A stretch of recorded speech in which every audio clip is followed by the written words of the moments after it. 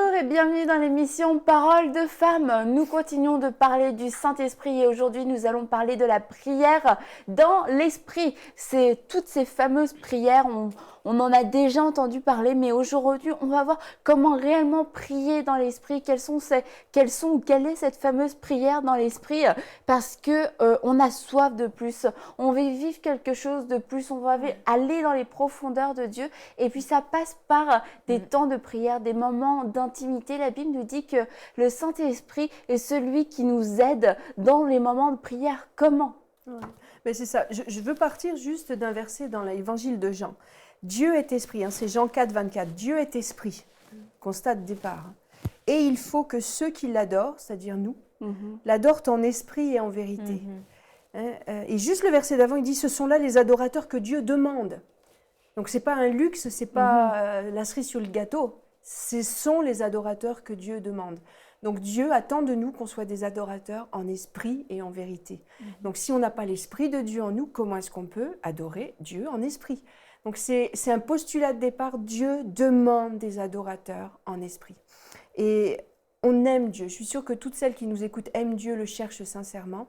Et il faut absolument qu'on ait en soi l'esprit quand on prie. Et là, je reprends le verset que tu as dit en introduction, c'est Romains 8, 26. On va le lire tout en entier parce qu'il est vraiment très intéressant, 26 et 27. De même, l'esprit nous vient en aide dans notre faiblesse quand on prie. En effet, nous ne savons pas ce qu'il convient de demander dans nos prières, mais l'esprit lui-même intercède pour nous par des soupirs que les mots ne peuvent exprimer. Et Dieu, qui examine les cœurs, sait quelle est la pensée de l'esprit parce que c'est en accord avec lui qu'il intercède en faveur des saints. Ce qui veut dire que quand on prie avec l'Esprit de Dieu en soi, on est en accord parfait avec Dieu et on va intercéder selon la volonté de Dieu. Et on va vraiment être cet adorateur en esprit et en vérité. Donc il va y avoir vraiment une cohérence entre la volonté de Dieu et ce qu'on va demander. Et quelquefois, on va se retrouver dans la prière, mais Seigneur, je ne sais pas comment prier. Je ne sais pas, il y a une situation où il n'y a peut-être juste pas de situation, je suis peut-être juste là pour te servir dans la prière, Seigneur. Je ne sais pas ce qu'il convient de demander dans mes prières. Là, je vais juste faire une parenthèse. Oui, des fois, on s'approche dans la prière avec un agenda, une liste de commissions et des situations, et puis c'est légitime, j'en ai, vous en avez, tout le monde en a. Mais il y a aussi des fois où on va juste s'approcher sans ordre du jour, juste parce qu'on est des serviteurs. On va s'approcher de Dieu pour servir dans la prière. Puis ça, c'est une notion que j'aime développer parce que Dieu s'attend de nous, Dieu s'attend qu'on soit disponible pour que justement l'Esprit vienne nous conduire et prier.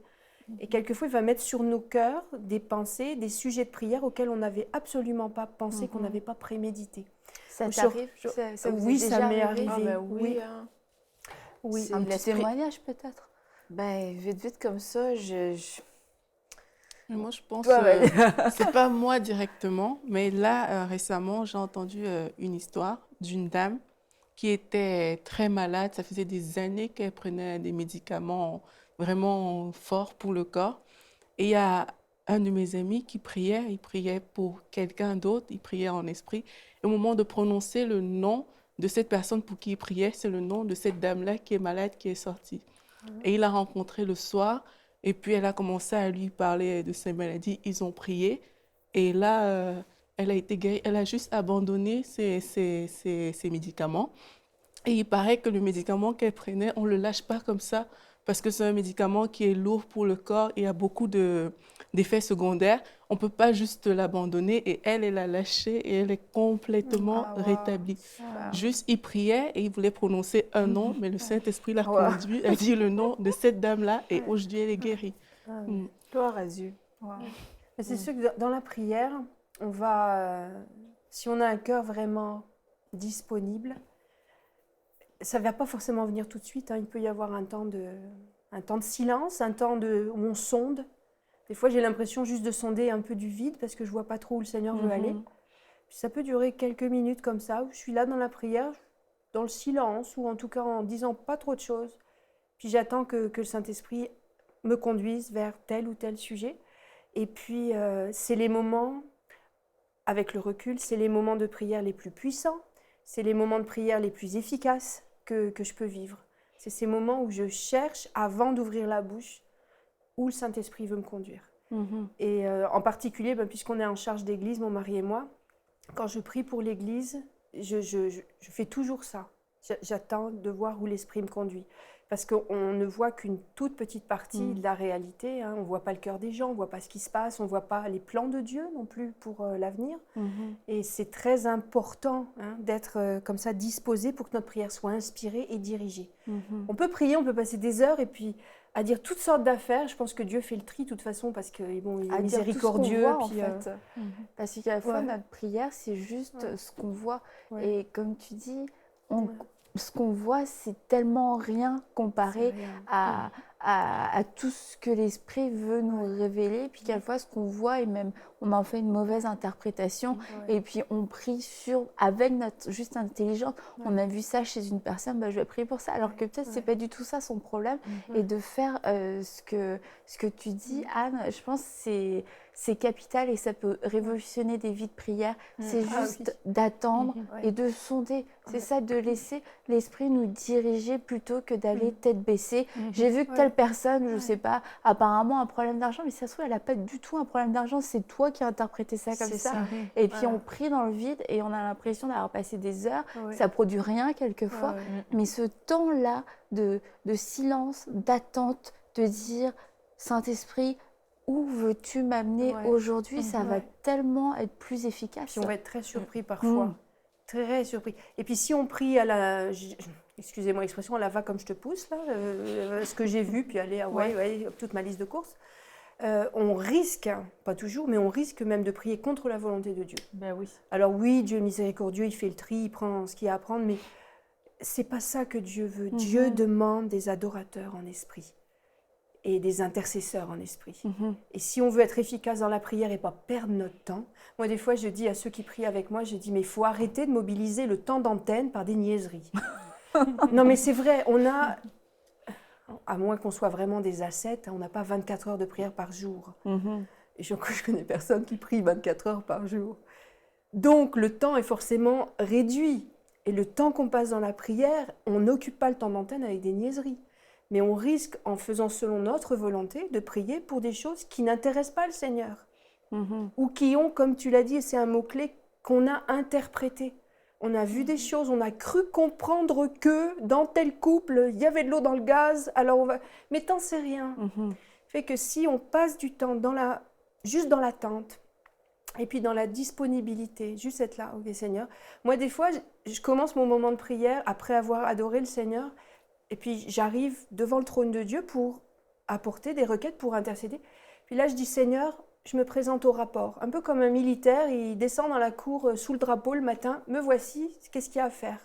Et j'aime faire ça parce que on est des soldats pour Christ. Il ne faut pas se voiler la face. On est dans un combat. Et Dieu attend de nous qu'on soit disponible et puis aux ordres et qu'on obéisse, que rien ne vienne faire obstacle à notre obéissance envers Dieu. Et moi, j'aime le dire, même Seigneur, me voici au rapport, que veux-tu? Et ces moments de prière-là sont bénis. Et puis avant de me lancer tête baissée dans je ne sais pas trop quel agenda de prière, j'attends. J'attends et il y a parfois de longs moments de silence avant que le Saint-Esprit me conduise. Et des fois, je vous dis, je suis très surprise des endroits où il m'emmène. Et c'est efficace, hein. Il faut que notre prière soit efficace. Sinon, comme je dis, c'est de la perte de temps, puis on utilise l'antenne pour rien. Là. Donc, être disponible, c'est... Je lisais c'est Éphésiens 6, 18. Hein. Faites en tout temps par l'Esprit toutes sortes de prières et de supplications. Veillez à cela avec une entière persévérance en priant pour tous les saints. Hein, on a une feuille de route que la parole de Dieu nous a laissée. Et il ne faut pas faire comme des enfants qui, année après année, jour après jour, continuent les mêmes... comment dire? Je ne veux pas dire erreur, parce que ce n'est pas une erreur.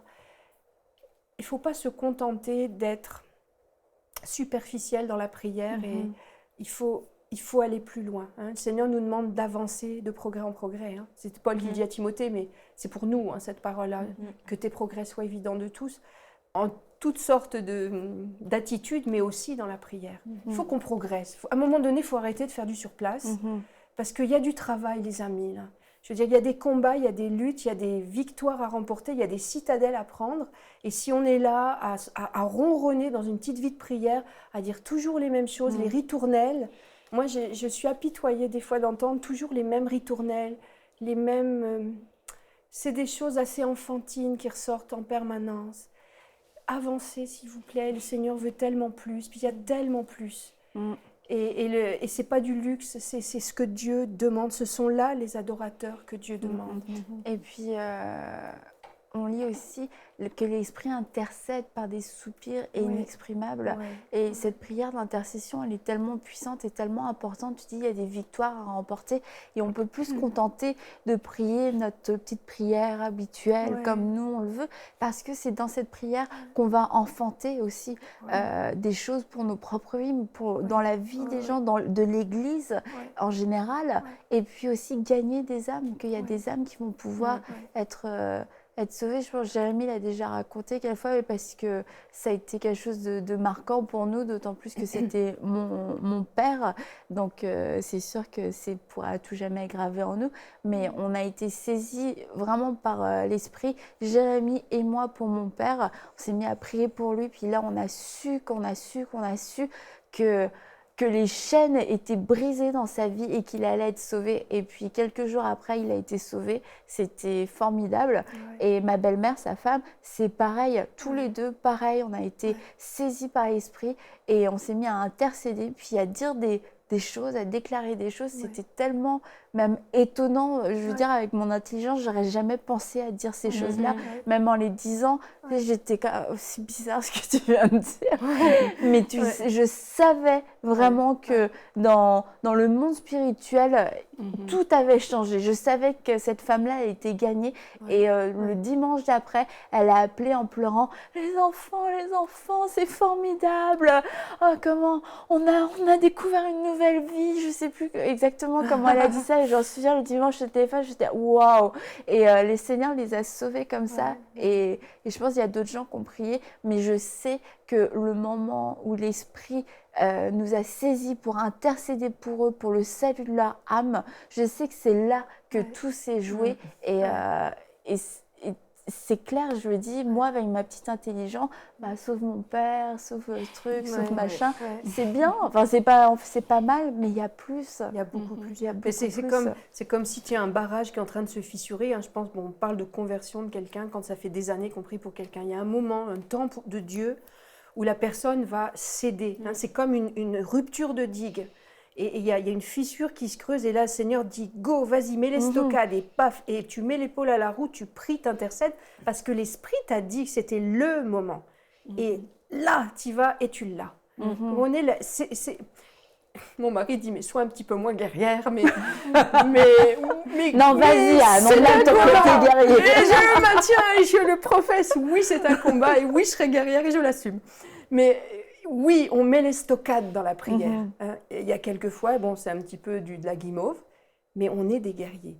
Il y a des fois, on est juste en prospection, on ne fait pas de bruit, on est en tenue de camouflage, et on marche derrière les... Et puis quelquefois, on est dans l'assaut, et là, il faut y aller, il faut mettre les stockades. Donc, il faut être sensible à l'esprit, sinon on va être comme un tireur. Vous savez, des fois, on voit des films de guerre. Bon, mettons Pearl Harbor. Vous avez vu le film Pearl Harbor, voilà. Puis à un moment donné, il y a l'attaque des Japonais, puis on voit des gars qui sont là, puis qui tirent avec des mitrailleuses anti-aériennes, là, des batteries anti-aériennes. Puis ils tirent, il voit rien, il a du sang, il voit rien, il tire dans le vide, mais ça touche rien. Et moi, je dis souvent à ceux qui prient avec moi, je dis, mais il faut arrêter d'être comme des aveugles qui tirent à la mitraillette.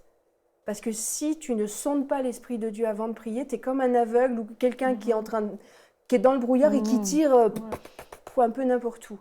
Il faut que tu sois vraiment inspiré et que tu sois plus un sniper qu'un tireur de mitraillette. Et en étant sensible à l'Esprit de Dieu, on va devenir des snipers. Et un sniper, c'est un coup, un mort. Excusez-moi de l'image. Mais... dans la prière, une aujourd'hui, un coup, un mort. La prochaine fois, tu vas venir en tenue de camouflage.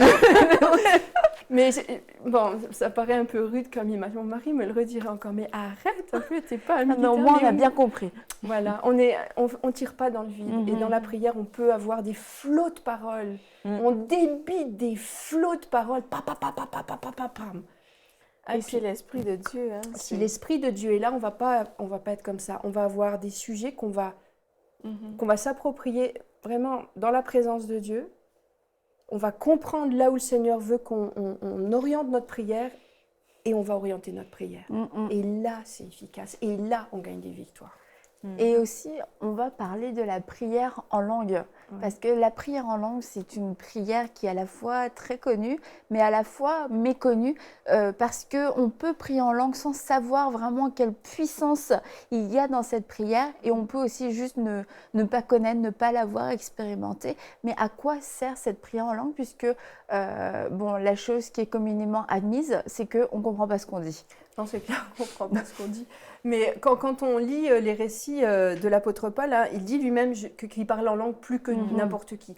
Et dans les moments de prière, là, il parle de ces moments de prière intimes. Il ne parle pas de ce qui se passe dans l'Église. Il parle de ces moments intimes de prière où il dit « Je parle en langue plus qu'aucun d'entre vous ». Et il dit à un autre endroit que la prière en langue édifie. Quand on parle en langue, on s'édifie soi-même. Il y a quelque chose qui se produit à la fois dans le parler en langue au moment de prière. On va à la fois dire des mystères. Je crois que c'est dans 1 Corinthiens 14, 2. En effet, celui qui parle en langue ne parle pas aux hommes, mais à Dieu, car personne ne le comprend. Et c'est en esprit qu'il dit des mystères. Donc il y a plein de choses qui se passent quand on parle en langue. On va dire des mystères. Je pense que notre louange va prendre une épaisseur, une texture qui est divine, qui est beaucoup plus au-delà de tous les mots, même les plus beaux qu'on pourrait sortir pour honorer Dieu. Et aussi, on va être entièrement à la disposition du Saint-Esprit, aussi pour gagner des victoires. C'est dans les deux sens. On va recevoir, on va s'édifier soi-même, et on va aussi être orienté vers des sujets de prière qui nous dépassent, qui sont inconnus à notre conscience peut-être. Et je suis sûre qu'on serait parfois stupéfait de savoir pourquoi on a prié quand on est pris, saisi par le parler en langue dans un moment de prière. Oui, c'est ça qui est merveilleux parce que je pense que quand on se rend disponible, comme tu l'as si bien décrit, quand on se rend disponible au Saint-Esprit, eh bien, quand on prie en langue, c'est du combat spirituel, mais c'est pour quelque chose que naturellement, dans le naturel, on n'aurait sûrement pas pensé ou auquel on n'est aucunement conscient. Ça se peut qu'on prie pour quelqu'un qui est dans un autre pays, pour un prisonnier, pour une maman en détresse, on ne sait pas. Et je sais que des fois aussi, l'Esprit de Dieu va nous révéler pour qui on prie. On peut voir, on peut prier en langue, et là, il y a une image qui nous vient. Et ça m'est déjà arrivé. Et je sais que j'ai déjà prié pour des étrangers. Parce que, pouf, il y a une image qui vient, que je vois, et c'est l'Esprit de Dieu me dit que je suis en train de prier pour cette personne-là. Et c'est la chose formidable, c'est que dans le naturel, on ne serait jamais porté à prier pour cette personne-là parce qu'on ne la connaît pas. Mais Dieu se cherche des gens disponibles pour combattre, pour des gens qui ne peuvent pas combattre pour eux-mêmes ou qui ont besoin de renfort. Et il n'y a personne d'autre. Et Dieu cherche juste des gens disponibles. Et dans le fond, c'est la beauté de la prière en esprit, c'est qu'on prie au-delà de notre intelligence. Et merci Seigneur qu'on peut aller au-delà de notre intelligence parce que notre intelligence nous limite.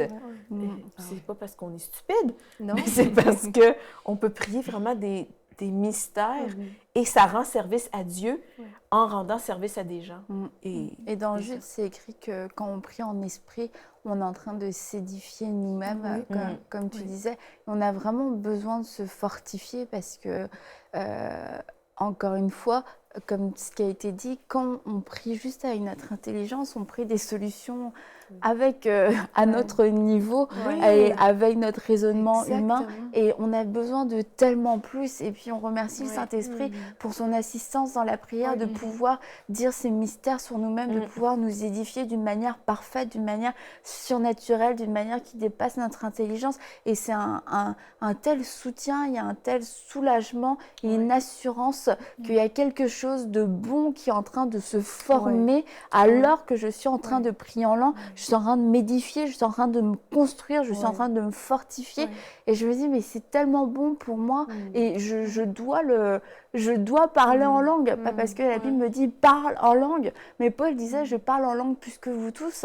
Et pourquoi Paul parlait en langue? Parce qu'il avait compris la puissance de la prière dans l'esprit, il avait compris la puissance qu'il y avait dans cette prière-là. Et déjà, si Paul disait je parle en langue plus que vous tous, bon, c'est certain qu'il ne faisait pas quelque chose de diabolique, parce que Paul, on est tous d'accord, Paul était vraiment un homme de Dieu, puissamment utilisé, et s'il priait en langue et qu'il en trouvait une utilité, ben, je pense que nous aussi, on peut y trouver une utilité.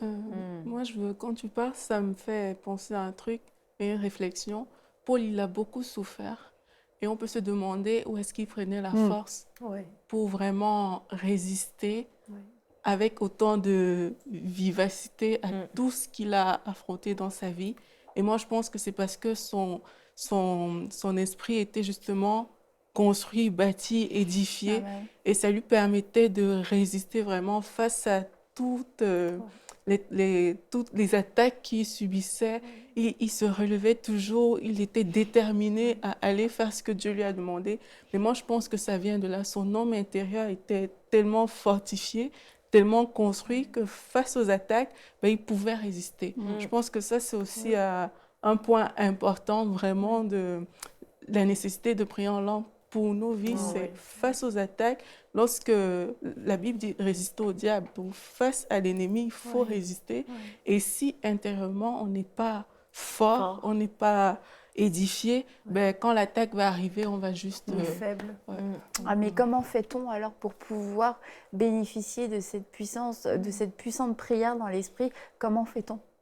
Oui, ben, alors ça, c'est toujours la chose qui revient. Et il y a certaines personnes qui font vraiment des blocages en disant j'ai demandé, j'ai pas reçu, c'est pas pour moi, Dieu m'aime pas. Ben, ça, je l'ai entendu. J'ai aussi entendu des gens qui étaient dubitatifs. Ouais, bon, c'est du n'importe quoi, du la, trou la. Mais d'abord, c'est biblique. Lisez votre Bible, mettez vos lunettes et lisez. Dans Acte 8.4, Acte, de toute façon, certains l'appellent même les actes du Saint-Esprit. On dit les actes des apôtres, mais il y a tellement la présence et l'action du Saint-Esprit que certains l'appellent les actes du Saint-Esprit. Alors, on connaît les récits de la Pentecôte, Acte 2, les fois, les effusions de l'Esprit, Acte 4. Et puis regardez dans Acte 8.14, quand il dit « Les apôtres qui étaient à Jérusalem apprirent que les habitants de la Samarie avaient fait bon accueil à la parole de Dieu. Et ils leur envoyèrent Pierre et Jean.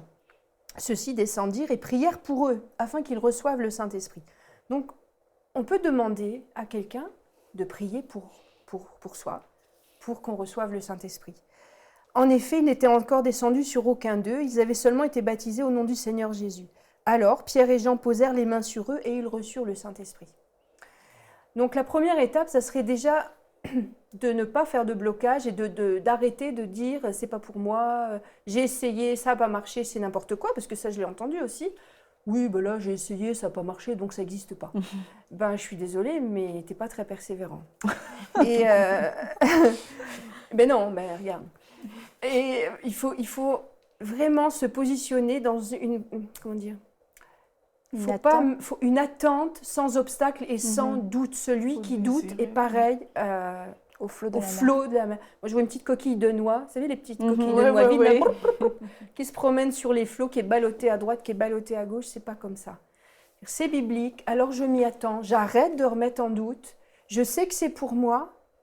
Alors, je vais sincèrement l'attendre et mettre de côté, mais c'est pas pour moi, là, j'ai pas compris. Faut arrêter. On balaye ça et sincèrement, en toute transparence, on se place devant Dieu. Puis, il faut pas avoir de moment non plus. C'est aujourd'hui, Seigneur. Ça peut marcher. Je sais que ma fille l'a fait un jour, elle a dit « Seigneur, elle avait 14 ans, je ne sortirai pas de cette chambre tant que je ne l'aurai pas reçu. » Et elle a prié, chanté, et l'Esprit de Dieu est descendu sur elle. Moi, ça m'a plus prise par surprise. Au début de ma conversion, je n'étais même pas encore baptisée d'eau. Et j'étais à genoux devant mon lit et j'étais en train de prier. Puis à un moment donné, c'est venu. Je me suis mise à parler en langue. Je ne savais pas ce qui m'arrivait. En plus, à l'époque, j'étais dans une église baptiste et on n'enseignait pas ces choses-là. Et quand je leur en ai parlé, non, ça ne marchait pas. Mais je sais ce que j'ai reçu. Et je ne l'avais pas prémédité. Mais je l'ai reçu parce qu'à un moment donné, on est tellement dans la louange, dans l'adoration, que nos mots suffisent plus. Puis l'Esprit vient à notre secours. Et justement, récemment, je parlais dans une réunion de prière à des femmes qui qui ne comprenaient pas ça. Bon, mais tu sais, on est baptisé du Saint-Esprit, on l'a été, ça fait 20 ans. Et c'est pour ça que dire le mot même baptême, les gens dans leur tête interprètent, ok, c'est comme le baptême d'eau, je plonge une fois, je l'ai. Et donc, du coup, le mot baptême est comme amputé d'une partie de sa signification. Il vaut peut-être mieux dire être immergé, ce qui est aussi la même signification, une autre traduction, parce que être immergé, on peut le redevenir. Et il faut le redevenir. Il faut rester immergé. Il faut rester immergé. Et puis justement, si j'ai encore quelques secondes pour le dire, c'est juste une image. Bon, elle vaut ce qu'elle vaut, comme toutes les images, mais j'aurais dit visualiser comme une cascade. La cascade, c'est l'Esprit de Dieu, elle est toujours là. Et elle coule, et elle coule, et elle coule. Elle ne change pas, mais toi, tu changes. Tu es plus ou moins prêt. Le jour où tu es baptisé du Saint-Esprit, tu t'approchais tellement près que tu en as reçu. Quand tu t'es reculé, tu en as moins reçu. Quelques petites gouttes, tu t'approches un peu, tu es un peu plus aspergé. Tu t'approches encore un peu plus, tu es mouillé. Tu es en dessous, là, ça déborde et ça déborde. Donc, c'est une image, elle vaut ce qu'elle vaut, mais elles ont compris, quand je leur ai expliqué ça comme ça, que c'est juste moi. Je me recule ou je m'avance. Mais la source est là. La source est là. Il suffit que tu t'approches sans a priori, sans obstacle et que tu t'attendes à recevoir. Est-ce que tu pourrais prier du coup pour toutes ces personnes qui nous regardent et qui aujourd'hui ont ce désir, cette attente d'être immergées par le Saint-Esprit et de rester immergées afin qu'elles aussi elles puissent recevoir comme à la Pentecôte cette puissance qui vient sur eux, le Saint-Esprit qui vient sur eux et qui les remplit et qu'à leur tour elles puissent aussi commencer à dire des mystères et à pouvoir avoir accès à cette prière dans l'Esprit qui est tellement puissante. Vas-y Anne, tu peux prier. Et oui Seigneur, tu nous as promis que tu nous enverrais ton Esprit Saint. Et tu l'as fait. Et nos prédécesseurs dans la foi ont été immergés tant de fois. Nous avons tant de témoignages, de génération en génération, d'églises, de personnes qui ont été remplies de cet esprit. Et ton esprit est pour aujourd'hui. Alors ma prière ce matin, Seigneur, c'est que tu bénisses ces femmes qui nous écoutent, qui recherchent, qui ont peut-être de l'incrédulité, qui ont des jugements, toutes sortes de choses qui leur ont été inculquées, qui sont peut-être des obstacles à ce qu'elles rencontrent, qu'elles fassent cette expérience. Seigneur, je te prie de venir enlever tout blocage, tout obstacle, tout préjugé et de libérer ces femmes au nom de Jésus. Qu'elles soient complètement libérées, qu'elles puissent s'approcher de cette source vive et qu'elles puissent être immergées à nouveau ou pour la première fois et recevoir, Seigneur, ces flots d'eau vive, qu'elles puissent prier avec l'Esprit de Dieu sur elles, en langue. Seigneur, que ça les dépasse complètement, qu'elles sentent ta présence en elles, que de leur bouche sortent des merveilles, les mystères de Dieu. Seigneur, sers-toi de ces femmes comme des batailleuses, des combattantes, des guerrières dans la foi, remplies de l'Esprit de Dieu pour aller décrocher des citadelles et pour vaincre, Seigneur, pour vaincre les stratagèmes du malin. Je te demande, Père, de oindre ces femmes et d'en faire des victorieuses, des gagneuses. Seigneur mon Dieu, tu nous as ointes et tu oins ces femmes au nom de Jésus. Oh, alléluia. Alléluia. Oh, merci Saint-Esprit parce que tu as rempli, Amen.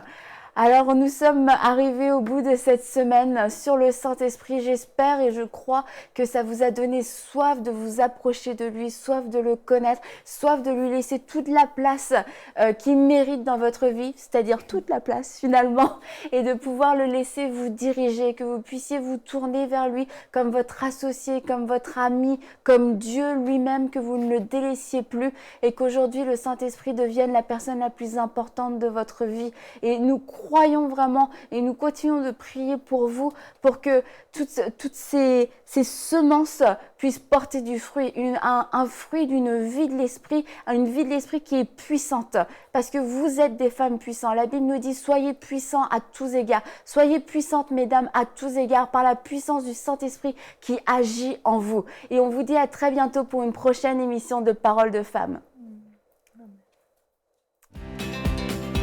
Envoyez-nous votre témoignage à paroledefemme@enseigne-moi.com.